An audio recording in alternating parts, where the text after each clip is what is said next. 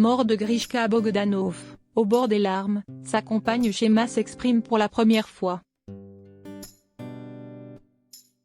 Le 28 décembre dernier, Grishka Bogdanov était emporté par la Covid-19, quelques jours avant son jumeau Igor. Shema, sa dernière compagne, s'est exprimée pour la première fois depuis sa disparition sur le plateau de Touche pas à mon poste, ce 1er février. La Covid-19 a emporté de nombreuses personnalités dans son sillage. Parmi elles, les jumeaux Igor et Grishka Bogdanov. Après avoir contracté le virus, les deux frères non vaccinés étaient admis en détresse respiratoire à l'hôpital avant de rendre leur dernier souffle à l'âge de 72 ans. Leur disparition a été une onde de choc dans la sphère médiatique et surtout pour leurs compagnes respectives.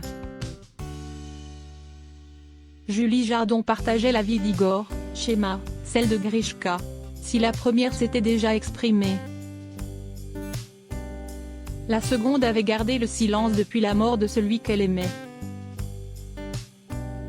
Mais, sur le plateau de Touche pas à mon poste ce mardi 1er février, la jeune femme de 25 ans s'est confiée pour la première fois sur sa vie sans lui. L'émotion était à son comble, à chaque fois, je pense à lui. Quand quelqu'un me parle de Grishka, j'ai les larmes aux yeux parce qu'il a laissé un vide que personne ne peut combler, a-t-elle déclaré à l'animateur Cyril Hanouna. Il a fait beaucoup de choses pour moi, il était toujours à côté de moi. Si est-il un sentiment horrible et tellement difficile de ne plus voir la personne qu'on aime, avec qui on a vécu de très beaux moments. Accompagné de l'ultime agent d'Igor et Grishka Bogdanov, Damien Nougared. Shema a raconté les derniers instants de son compagnon avant d'être admis à l'hôpital. J'étais chez moi.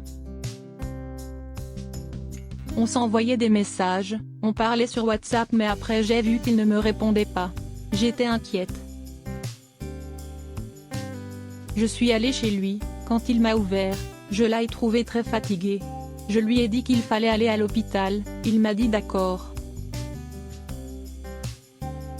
Au début, c'était difficile pour lui parce qu'il était contre. J'ai pris la décision, j'ai appelé le SAMU et on a attendu 20 minutes. C'était vers 2 h du matin. Le 28 décembre, Grishka perdait son combat contre le virus. Malgré la douleur de sa dernière compagne Shema, cette dernière a accepté de revenir sur les débuts de leur histoire. Ça faisait 3 ans que nous étions amis sur Facebook. Il m'a proposé de venir faire un stage ici en France parce que je suis marocaine.